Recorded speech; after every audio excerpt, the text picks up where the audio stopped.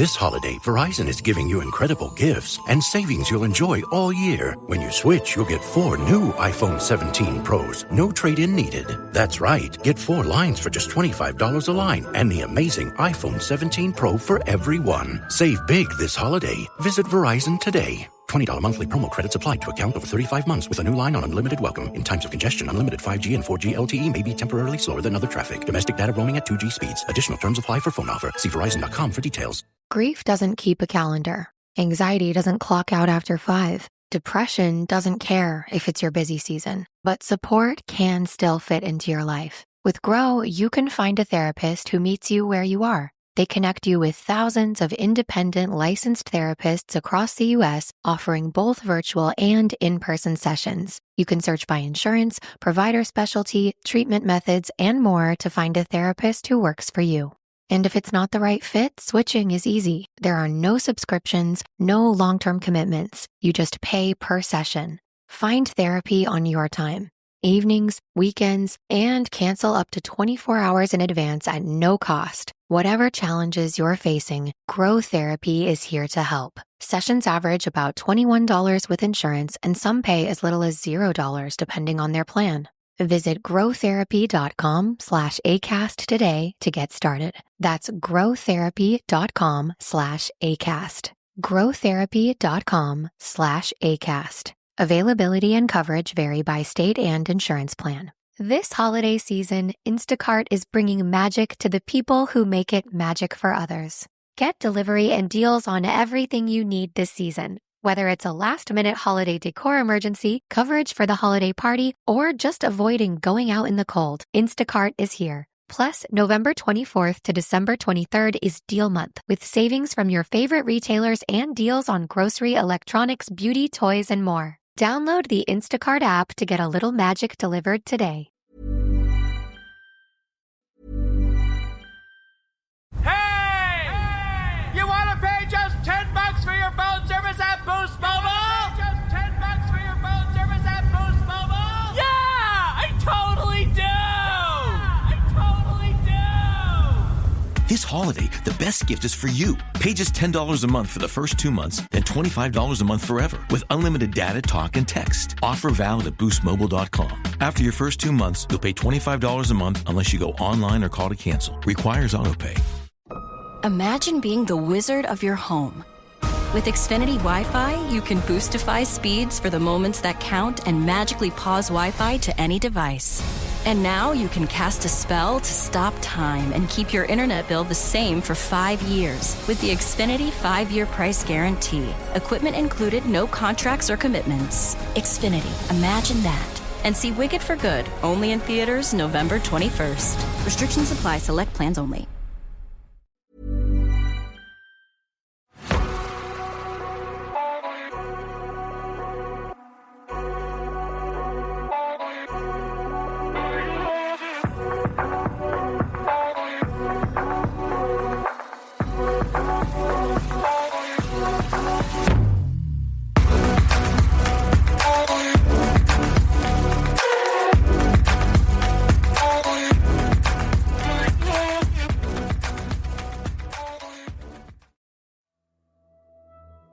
Hello, I'm Sarah, and welcome to the Whispering Woods After Dark.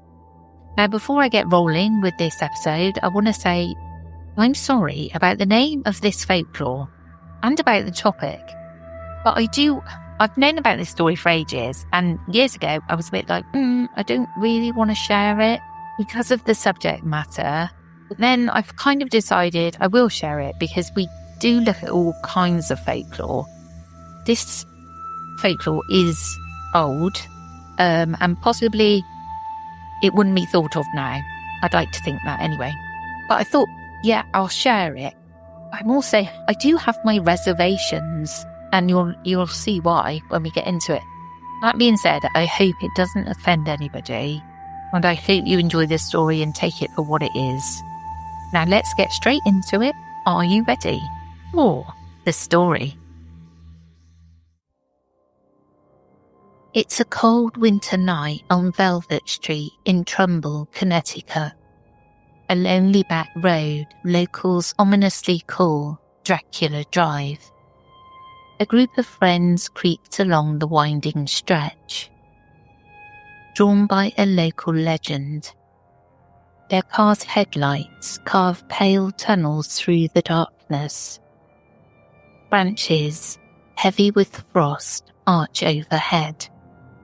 Suddenly, the beams catch something in the road, and they slow to a crawl. A mangled deer leg lies splayed across the asphalt, fresh and bloody. In any other place, they might blame a passing truck or hungry coyotes. But here, in the heart of Melon Head country, the gruesome find feels deliberate, a warning. The friends exchange looks as decades of campfire stories flood back. Tales of deformed figures in these woods, of animals and people disappearing without a trace. No one waits to find out what left the carcass. Hearts pounding, they inch forward and steer around the severed limb. Later, one friend struggles to put the experience into words. No lie, we found a severed deer leg. It would not be surprising for a car to hit a deer on that dark, windy road. But given the story of the Melon Heads, we had all heard about growing up in Trumbull. It freaked us out quite a bit. With that horrifying discovery in their headlights, the group speeds off into the silent, snowy night, leaving Dracula Drive as desolate and unnerving as they found it. Legends of the Melon Heads have haunted rural back roads across parts of America's northern winter belt for generations. These mysterious beings are usually described as small humanoid figures with childlike stature but grotesquely oversized, bulbous heads. They are often hairless, with pallid skin and misshapen limbs, sometimes even said to have jagged teeth and glowing eyes. According to folklore, melon heads lurk in the woods and backcountry, rarely seen except as silhouettes or pairs of eyes peering from the brush. Those lucky or unlucky enough to glimpse one describe a horrific sight. All melon head tales share a core of isolation and tragedy. The creatures are invariably portrayed as outcasts, deformed, feral people living on society's margins. How they came to be, however, depends on the state and the storyteller. The melon head phenomenon spans at least 3 states: Ohio, Michigan, and Connecticut, each with its own origin story and favoured haunts. Yet in each place, the lore is coloured by long winters and lonely rural roads, where anything seems possible after dark. In Ohio, melon head lore centres on the wooded outskirts of suburban Cleveland, especially around Kirtland and neighbouring Chardon Township. The legend here points to a shadowy figure from the mid-20th century, a man known only as Dr. Crow. According to local lore, Crow was a doctor, sometimes described as a deranged surgeon or rogue scientist, who took in a group of orphaned or abandoned children afflicted with hydrocephalus, a condition that causes fluid on the brain and an enlarged skull. Hidden away in a ramshackle facility deep in the woods off Wisner Road, these children endured cruel experiments at Crow's hands, treatments that only worsened their deformities. Some accounts claim the doctor injected even more fluid into their brains, making their heads swell to grotesque size. The Ohio tales reach a bloody climax. Eventually, the abused children turned on Dr. Crow, killing him and burning his home or orphanage to the ground. The melon-headed children then fled into the surrounding forests, where they have allegedly survived for decades. In the gloom of the northwestern Ohio woods, they grew older, even reproduced, becoming more wild and distorted with each generation. Local legend insists these melon heads hate outsiders and will attack anyone who wanders too close to their territory. In earlier decades, they were blamed for missing pets and livestock, even the occasional missing person, with some saying they resorted to cannibalism during lean times. To this day, residents whisper that if you drive down Wisner Road on a dark night, you might spot small figures skulking by the trees, watching, especially near the old Crybaby Bridge and the ruins of Crow's compound by the Chagrin River. Many have cruised Wisner Road in hopes of seeing a melon head, and a few have come away with unsettling stories. One local blogger, Jeff B., wrote of an encounter he had as a child in the late 1980s. It was an early autumn night, around 10 p.m, when I heard my dog bark and I ran outside to see what was going on. I found my dog lying there, bleeding. I looked toward the woods and saw what I believed to be a small figure with very pale skin and a large head. When the creature saw me, it ran into the woods. In the morning, Jeff found tracks in the mud, but they mysteriously stopped near a creek, as if the diminutive creature vanished into the water. Another Ohio man, Alex, was once a skeptic until an experience in the summer of 1995 forever changed his tune. He and his girlfriend were parked on a back road in Chardon Township when Alex stepped into the bushes to relieve himself. Moments later, the car's headlights flicked on and Alex's girlfriend yelled in panic. In the wash of light, Alex saw 3 or 4 shadowy shapes skulking through the foliage toward him.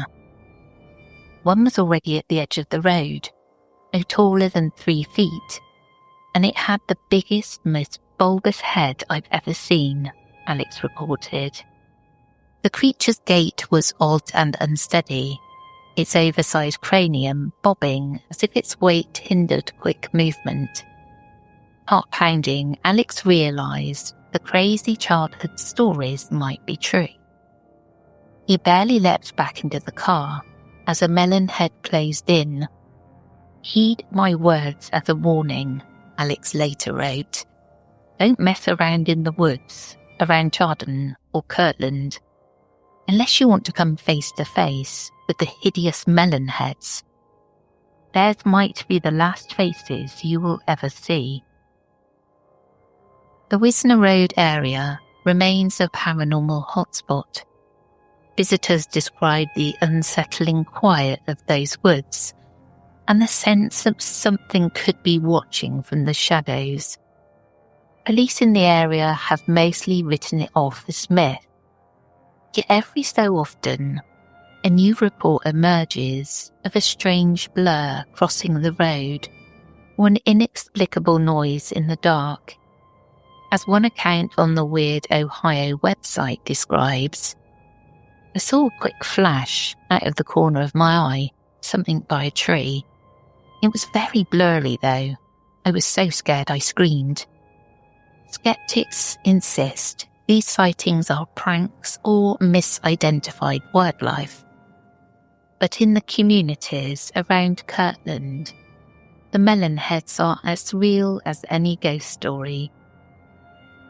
Hundreds of miles to the west, another strain of the Melon head legend has taken root in the forests of Michigan, particularly around Allegan County, near the shoreline of Lake Michigan.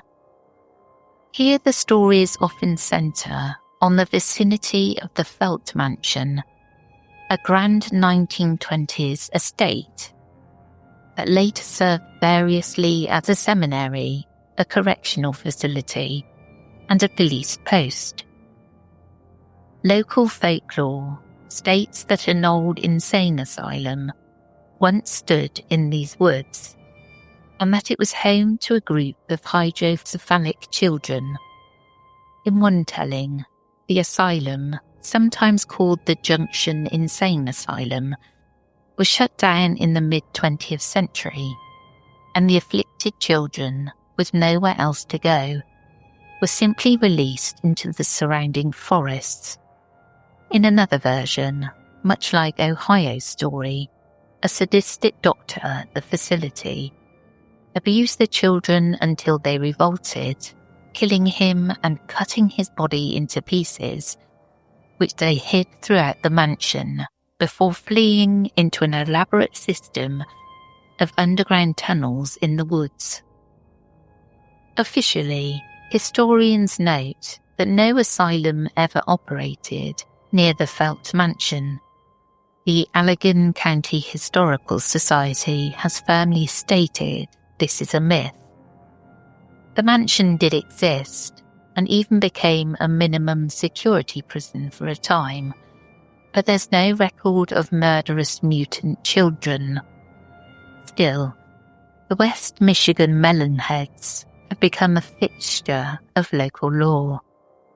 Generations of teenagers have spoken about wobbleheads in the woods, a nickname one local official recalled from his youth. Hikers in the adjacent dunes and wooded trails report an eerie feeling of being watched. Older residents claim that back in the 1950s, it wasn't uncommon to spot strange glowing eyes between the trees while driving at night. Some Michigan storytellers say the Melonheads live in an underground series of tunnels, only emerging under cover of darkness to ambush travellers or hunt for animals. There are stories of parked cars suddenly rocked by unseen hands, of menacing figures chasing people out of remote campgrounds, and of disappearances blamed on the Melonheads' supposed taste for human flesh. Some versions of the Michigan legend are especially gruesome, suggesting the feral children devoured their captor and turned to cannibalism to survive their wilderness exile. As fantastic as it sounds, this element of cannibalism recurs across Melonhead legends. It taps into an underlying theme, the idea that these creatures, once human, have been driven to primal extremes by years of hunger, isolation, and inbreeding. A more grounded explanation has also circulated in Michigan that Melonheads were nothing more than a cruel nickname local kids gave to the awkward, bookish students of the Felt Mansion's bygone boarding school. In this telling, there were no monsters at all, only outsiders with big heads full of big brains, ostracised by towny kids. But such rationalisations do little to dispel the creepy allure of the woods at night. Modern paranormal investigators have visited the Felt Mansion area in search of evidence. They often come back empty-handed, yet swear there is an atmosphere in those forests that justifies the legend. Connecticut's take on the Melon Heads is perhaps the most infamous, enriched by 2 separate origin myths and a whole network of spooky back roads. In the forests of southwestern Connecticut, in particular Fairfield County, tales of melon heads have been passed around for decades, largely focused on the towns of Shelton, Trumbull, Monroe, Stratford, and Oxford, among others. One primary legend here closely mirrors the Ohio story. In the autumn of 1960, an asylum for the criminally insane in Fairfield County supposedly burnt to the ground.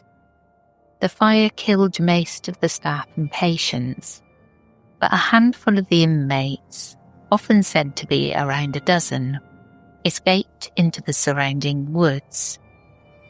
These individuals were already unwell, and as the story goes, their time hiding in the wilderness transformed them into something even more monstrous.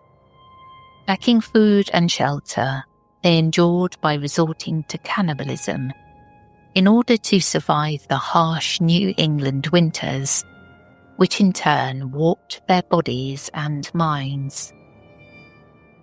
Generations of inbreeding among this feral clan exaggerated a congenital tendency toward hydrocephalus, producing children with swollen craniums and twisted features. By the time locals became aware of them, these, quote, melon heads were an established colony of wild, reclusive people who would attack anyone intruding on their turf. The second Connecticut variation reaches further back in time to the colonial era. It tells of a family in Shelton or Monroe who fell under suspicion of witchcraft in the 1700s. Banished from society, they retreated deep into the woods. Isolated from the outside world, the family supposedly intermarried and gradually degenerated, physically and mentally, becoming the prototypical melon heads, inbred, pale, large-domed and fierce. This version skips the asylum angle, but arrives at a similar place, a hidden clan of deformity and malice, lurking in Connecticut's backwoods. In both versions, the melon heads are said to prey on anyone who wanders into their territory, be it out of hunger, madness, or simple bloodlust.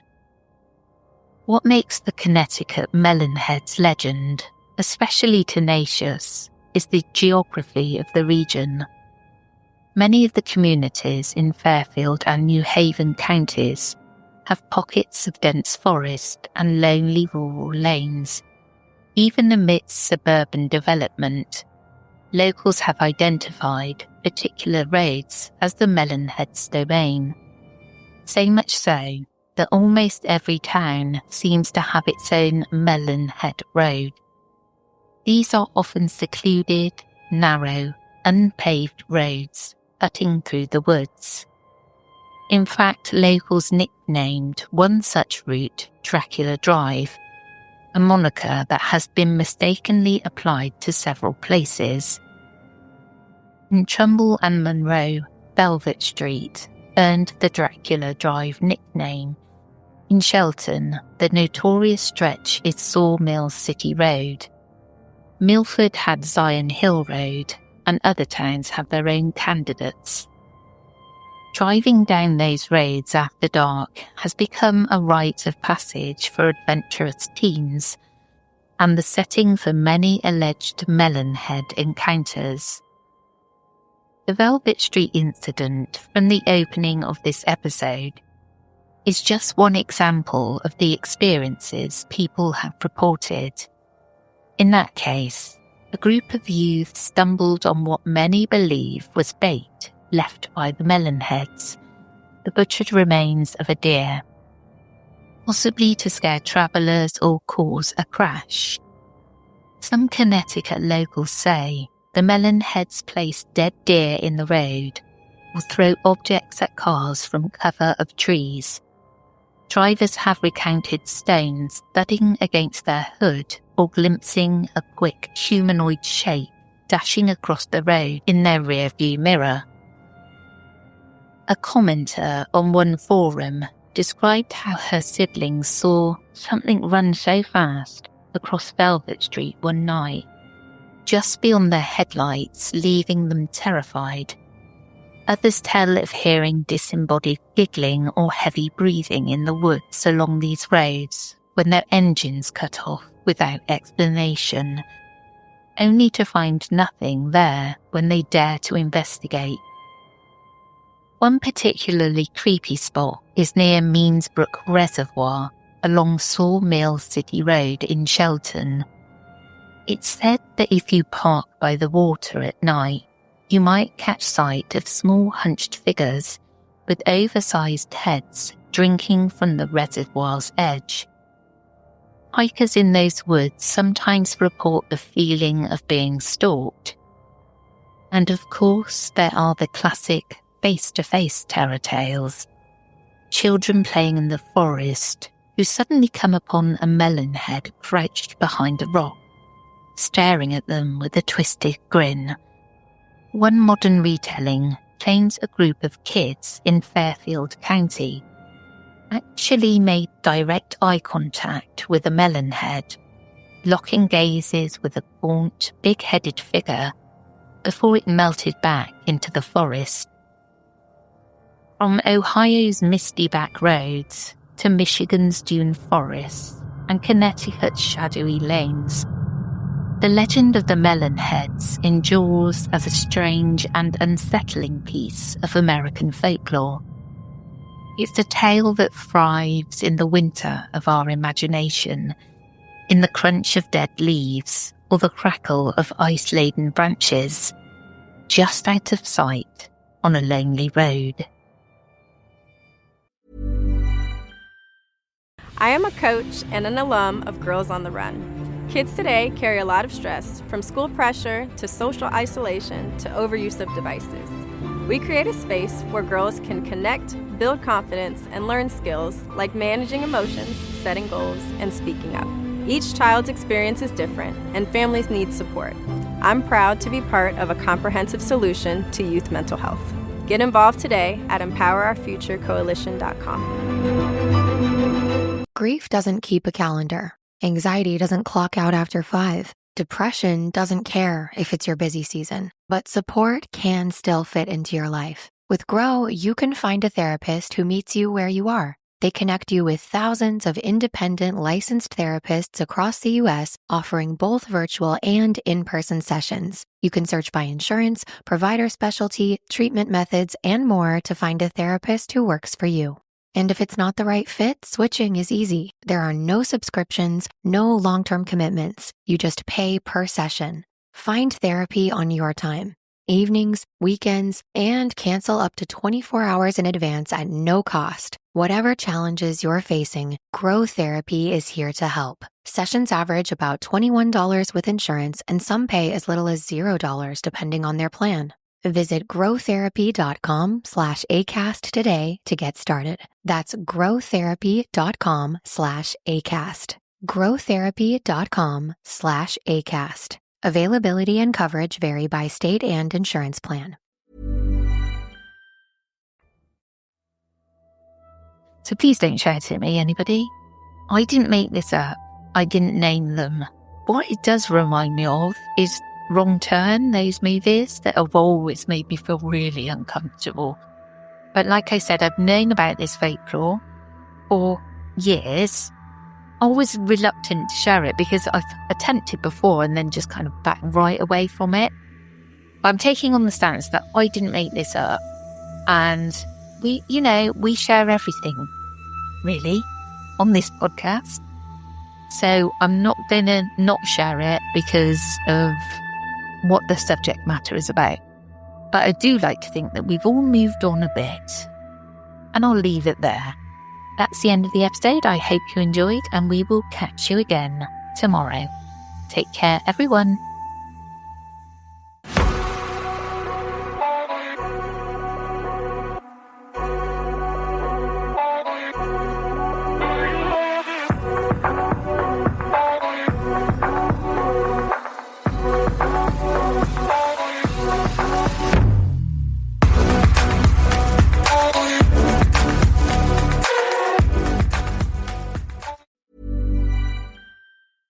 This holiday, Verizon is giving you incredible gifts and savings you'll enjoy all year. When you switch, you'll get 4 new iPhone 17 Pros, no trade-in needed. That's right, get 4 lines for just $25 a line and the amazing iPhone 17 Pro for everyone. Save big this holiday. Visit Verizon today. $20 monthly promo credits applied to account over 35 months with a new line on unlimited welcome. In times of congestion, unlimited 5G and 4G LTE may be temporarily slower than other traffic. Domestic data roaming at 2G speeds. Additional terms apply for phone offer. See Verizon.com for details.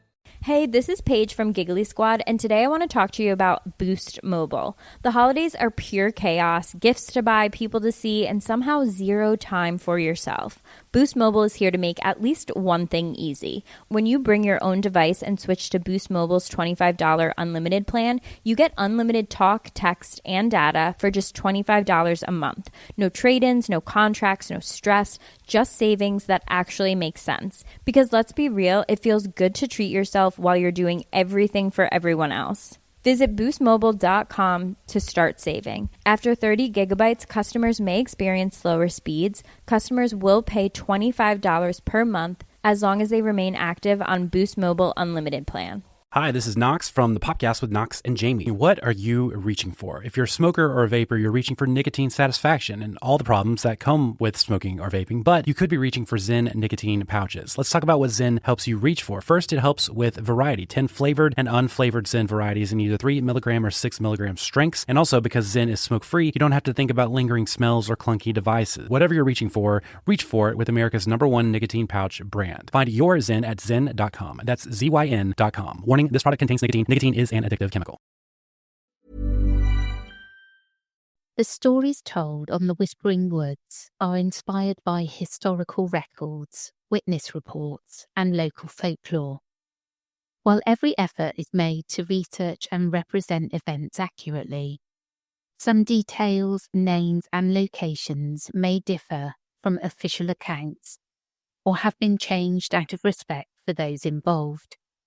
These episodes are created for storytelling and entertainment purposes and should not be considered definitive fact or investigative journalism.